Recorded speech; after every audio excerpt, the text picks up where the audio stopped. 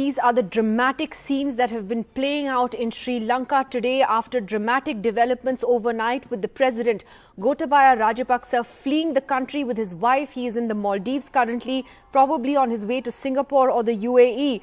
As soon as that news trickled out, the crisis that the country has been facing for several months with protests over the mismanagement of the economy actually deepened. It became much worse, with angry protesters upset that Gotabaya Rajapaksa had not kept his promise to resign today.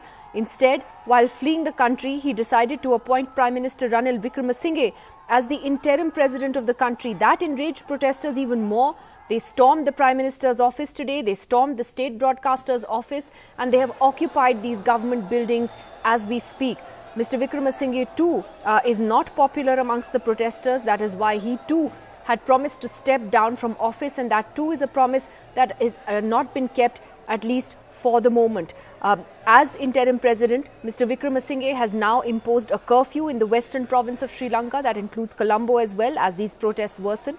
He has also declared a state of emergency and accused fascists of demanding his resignation. He has warned in a televised address to the country that rioters will be dealt with firmly by both the military as well as the police. As we said, protesters extremely upset with this turn of events. Their main demand has been that Gotabaya Rajapaksa and Ranil Wickremesinghe have to go, they have to step down, and there is now uncertainty about what happens next. Let's listen in to some voices from the ground. People of Sri Lanka, they just claim they occupy the Prime Minister's office, and they promised to, especially the President, promised to resign on 13th of July. But he didn't do that. So you can see that people are so angry and frustrated. We are waiting for a long time for the victory. This is people's power, 100% people's power. We did very hard to get this opportunity to see this location.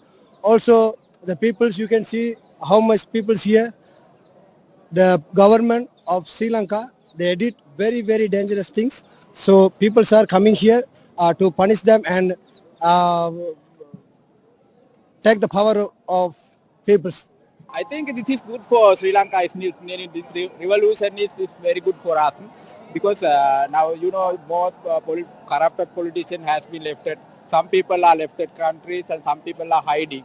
So I don't think they can be hiding anymore. So now we are the Sri Lankan. Now we have shown to the Ranil Wickremesinghe who are the Sri Lankan. So just think, when you don't have milk powder to feed your child, when you don't have gas to cook to your children, and when you don't have petrol to